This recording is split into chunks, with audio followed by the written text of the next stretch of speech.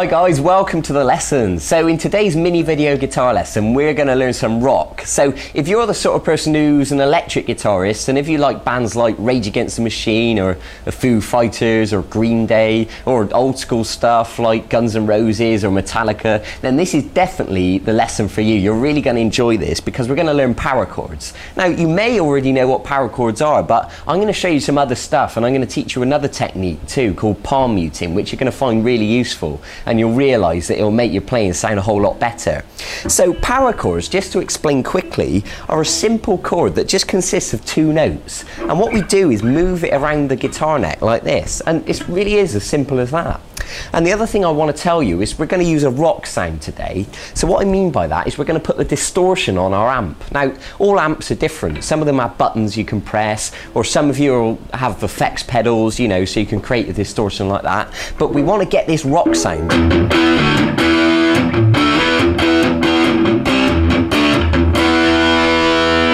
Now that was a little example of power chords, and you can see that I was just moving this shape around.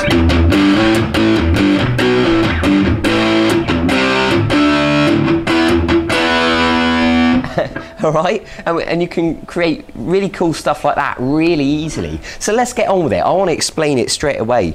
So if we take our first finger and put it on the 6th string at fret 7, the first finger is known as the root note or the bass note, and what happens is we always take another finger and put it 2 frets higher on the next string. So just to make that perfectly clear, this finger's on the 6th string at fret 7, this finger is on the 5th string at fret 9. So hold them down nice and tight, and with the plectrum I want you to pluck both those strings, the 6th and the 5th string.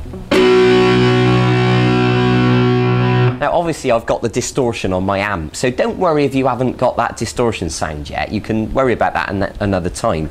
But what's most important at the moment is that you get these 2 notes. Okay, good. Now what I'm going to ask you to do is to try moving it down the neck. So what I mean by that is the first finger, the root note, is now on the 6th string at fret 5, and this other finger is now on the 5th string at fret 7. Okay, and now move it down 2 more frets. So we got the 6th string at fret 3 and the 5th string at fret 5. Okay, so just try those 3 chords now. Root note at fret 7, at fret 5, and then fret 3. And then try taking it down 1 more fret. So you're on the 6th string at fret 2 and the 5th string at fret 4. Now, I think you get the idea by now that these notes are always 2 frets apart like this, and always 1 string apart, obviously. So from now on, you'll hear me mostly refer to just the root note, and I'll expect you to realise that this other finger goes, you know, on this note here. So just try that sequence once more.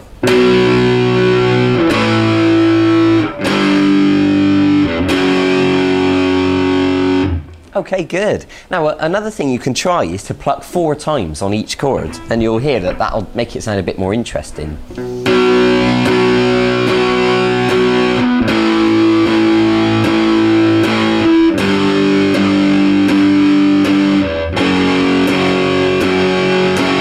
Or for those of you out there that are punk rockers, you can perhaps do 8 times on each chord and play it a little bit faster like this.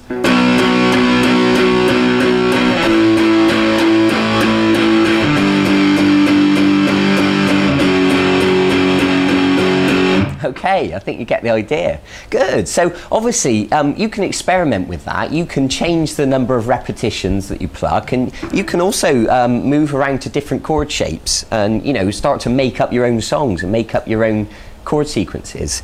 Now, this other technique that I want to teach you about today is known as palm muting, and we're going to look at our right hand, and it's a little bit similar to the chop. If you think back earlier in the E course where I taught you to strum down, up, chop, up, it's a very similar principle, and what I'm going to ask you to do is to use the palm of your hand to gently touch the strings just a little bit, and what you can do is pluck the power chord,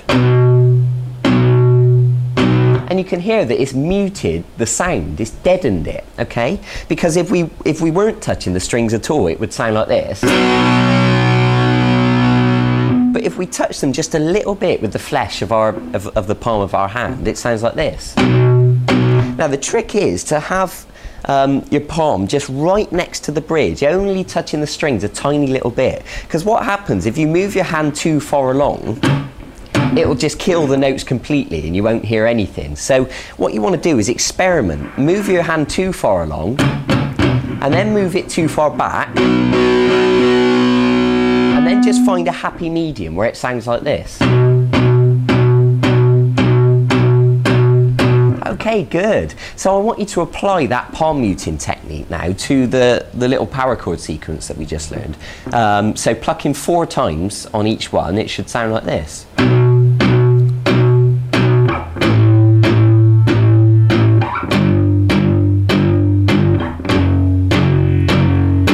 So if I speed that up to a full, you know, punk rock speed,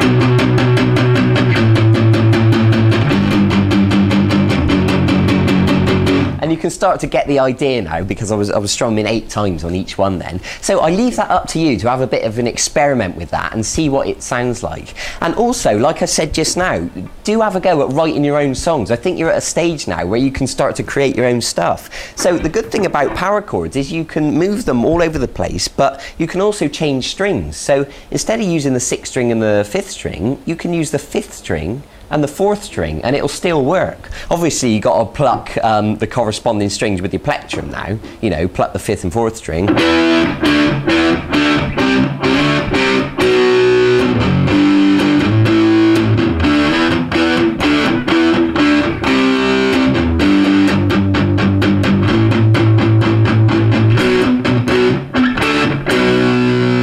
And I was actually just making that up then as I went along, and you can do exactly the same. It really is that simple. Good, so I hope you're excited by that. Bear in mind what I said about the palm muting and experiment using it with and without palm muting. Go and write your own songs now, move these chords around, practice strumming quickly, and also, you know, just going back to basics quickly, make sure these fingers, you're holding them down right next to the fret, because some people start to forget and they end up moving their fingers away or accidentally having them on top of the fret, and that's really no good. Make sure they're right next to the fret, exactly where they should be. So well done for making it this far in the e-course. And also, in the meantime, if you find this really easy and you want to learn other songs, you know, if you like Guns N' Roses, Metallica, Green Day, Rage Against the Machine, anything like that, there's loads of songs on the archive where I'll teach you a full-length video guitar lesson of how to play any of those songs you want to learn. So go and check it out, see if there's anything that really takes your fancy, and you can start to build up a repertoire of stuff, you know, so you can either play with a band or you can play to other people, you know, at a party or something. So go and get on with it, go and get practicing, take your time, be patient, do it thoroughly. It'll all be worth it in the end, I promise you that. Okay, I'll see you in a few days for the next segment in this course. Bye-bye.